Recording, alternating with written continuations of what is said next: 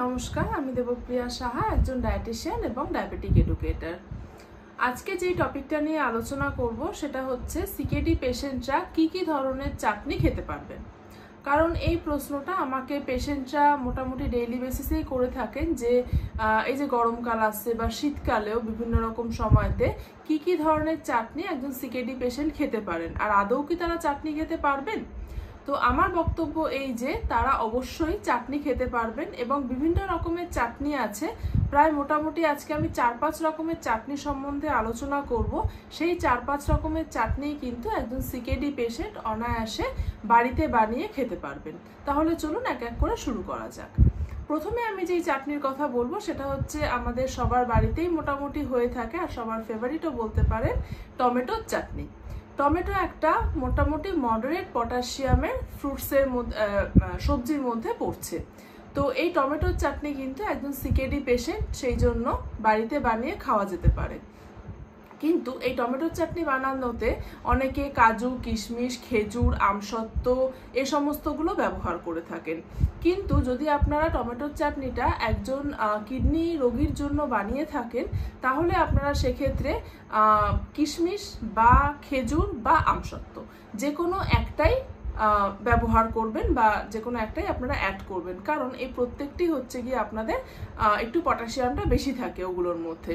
তো যদি যে কোনো একটা জিনিস আপনারা অ্যাড করেন তাহলে মোটামুটি একটা পটাশিয়ামটা ব্যালেন্সে রাখা যেতে পারে। নেক্সট যেই চাটনিটার কথা বলবো 2 নম্বর, সেটা হচ্ছে গিয়ে আনারসের চাটনি।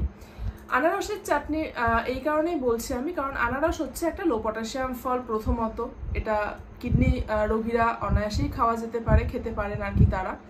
আর কড়াইতে সেই জন্য অল্প করে তেল দিয়ে গোটা সর্ষে বা গোটা যে 5 ফোড়ন থাকে সেটা ফোড়ন দিয়ে আনারসগুলোকে একটু গ্রেট করে নিয়ে সেটাকে কড়াইয়ের মধ্যে দিয়ে একটু জল দিতে হবে, একটু মিষ্টি দিতে হবে। তারপরে আনারসটা সেদ্ধ হয়ে আসলে আপনাদের রেডি হয়ে যাবে আনারসের চাটনি। 3 নম্বর হচ্ছে পেঁপের চাটনি। পেঁপের চাটনিকে কিন্তু প্লাস্টিক চাটনিও বলা হয়ে থাকে, কারণ বিভিন্ন রকমের যে নিমন্ত্রণ বাড়িতে আমরা যাই বা বিয়ে বাড়িতে আমরা যাই সেখানে কিন্তু এই পেঁপের চাটনিটা হয়েই থাকে, আর আমরাও কিন্তু খুব পছন্দ করি এই চাটনিটা খেতে। কাঁচা পেঁপে একটা মডারেট পটাশিয়াম সবজির মধ্যে পড়ছে, সেই জন্য এটাও কিন্তু একটা কিডনি পেশেন্টরা বানিয়ে বাড়িতে খেতে পারেন। সেম যেরকম আমি আনারসের চাটনিটা আপনাদেরকে বলে দিলাম, সেম ওয়েতেই কিন্তু আপনারাই পেঁপের চাটনিটা বানিয়ে বাড়িতে খেতে পারবেন। 4 নম্বর যেটা বলবো সেটা হচ্ছে মিক্সড ফ্রুট চাটনি। মিক্সড ফ্রুট চাটনিতে সিকেডি পেশেন্টরা মানে যারা কিডনি পেশেন্ট রয়েছেন তারা যে সমস্ত ফলগুলো ব্যবহার করবেন সেগুলো মোটামুটি লো থেকে মডারেট পটাশিয়ামের ফল যদি হয়ে থাকে তাহলেই বেটার হয়। যেমন কি হতে পারে ফলগুলো? আপেল, আনারস, বেদানা, সবুজ আঙুর, কমলালেবু। এই কটা ফল দিয়ে কিন্তু মিক্সড ফ্রুট চাটনি খুব ইজিলি আপনারা বাড়িতে একজন কিডনি রোগীকে বানিয়ে দিতে পারেন। লাস্ট যেটা 5 নম্বর হচ্ছে কাঁচা আমের চাটনি। কাঁচা আমের চাটনি কিন্তু গরমকালে আমাদের বাড়িতে ডেইলি বেসিসেই হয়ে থাকে, আর কাঁচা আম একটা লো পটাশিয়ামের ফল। তো এই চাটনিও কিন্তু একজন সিকেডি পেশেন্ট অবশ্যই সে খেতে পারবে।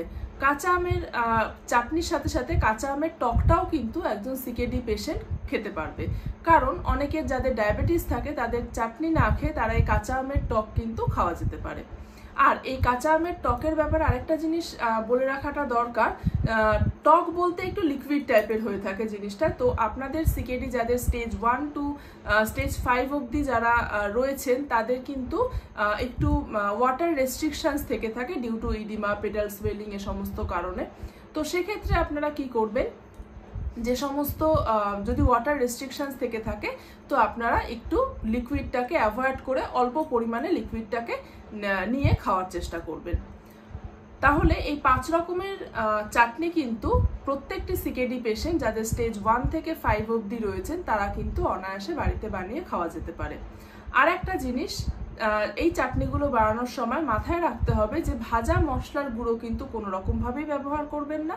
আর ডায়াবেটিস রোগী যারা রয়েছেন তারা মিষ্টির বদলে যে কোনো রকমের সুগার ফ্রি আপনারা ব্যবহার করতে পারেন। নমস্কার, সুস্থ থাকবেন, ভালো থাকবেন।